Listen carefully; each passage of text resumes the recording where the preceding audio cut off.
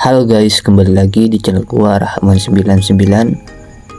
Dan semoga kalian sehat-sehat semua dan dilancarkan rezekinya. Dan sebelum kalian melanjutkan menonton video ini, ada kalanya kalian subscribe dulu channel ini agar channel ini terus berkembang ke depannya. Jadi ada salah satu pioner bertanya, "Pak, saya dapat kabar baru tuh, katanya nggak jadi open minded ya." Aduh, ditunda lagi ya Pak. Terus tanggal 26 berarti bukan open minded. Kok asik ya tunda-tunda terus. Jadi saya akan meluruskan pertanyaan atau open minded tanggal 26 Desember yang akan datang. Pertama, Mainit terbuka tetap tanggal 26 Desember 2022 waktu Indonesia.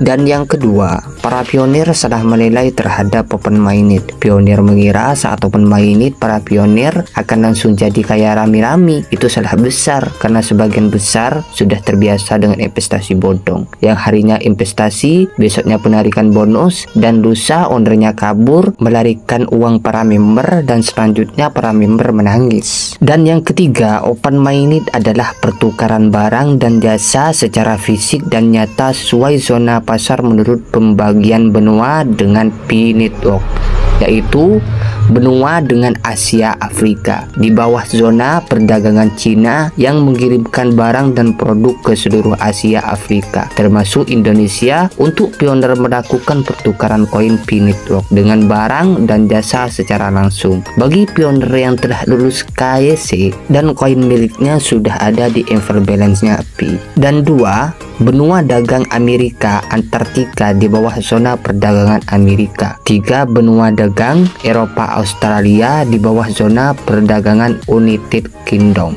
Dan yang keempat, jadi open minded bukan jalan pintas bagi pioner melakukan penarikan uang fiat dari koin P-Network di market exchanger. Dan yang kelima, karena tujuan open minded adalah untuk menghubungkan semua link perusahaan global bekerja sama dengan P-Network dalam semua lini kehidupan demi meningkatkan kinerja blockchain P dan meningkatkan jumlah pioner dalam komunitas di semua negara, karena pioner adalah pendukung utama P-Network. Dan yang keenam, kemudian harga satu koin akan ditetapkan dalam pasar exchanger setelah penentuan transaksi blockchain sesuai harga saat open minded dipatenkan sesuai harga konsensus Cina, sehingga menyempurnakan harga konsensus Cina pada awal harga koin di mainnet tertutup. Dan yang terakhir, bagi pioner yang belum menyelesaikan KYC atau verifikasi KYC dalam lulus KYC namun koin miliknya belum masuk ke available balance-nya atau ke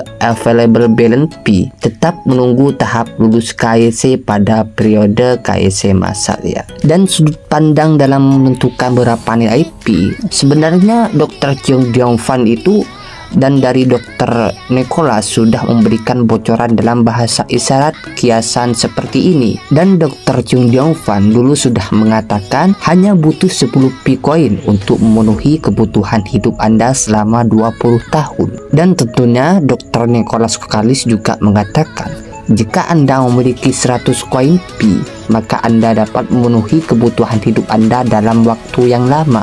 Kira-kira seperti itu bahasa kiasannya ya. Lalu ada pertanyaan, kenapa disampaikan dengan bahasa kiasan, tidak langsung menyebut nilai? Itu karena Dr. Nicholas sudah memutuskan dari awal bahwa nilai P ditentukan oleh kesepakatan seluruh pioner melalui konsensus.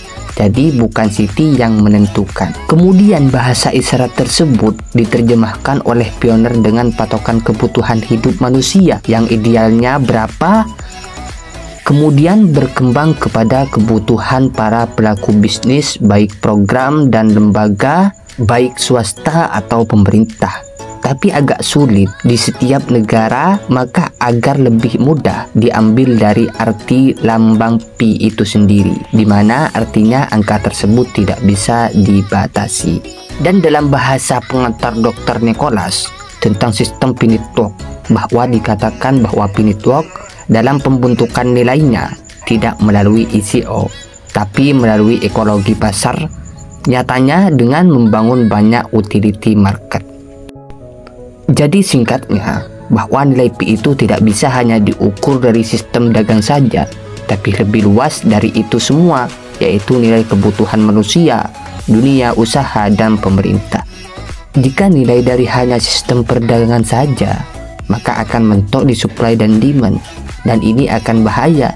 Kenapa? Karena akan berakhir dengan cepat seperti di pasar bursa. Begitu menurut saya. Salam petir, dan semoga video ini bermanfaat. See you di next video, sampai jumpa.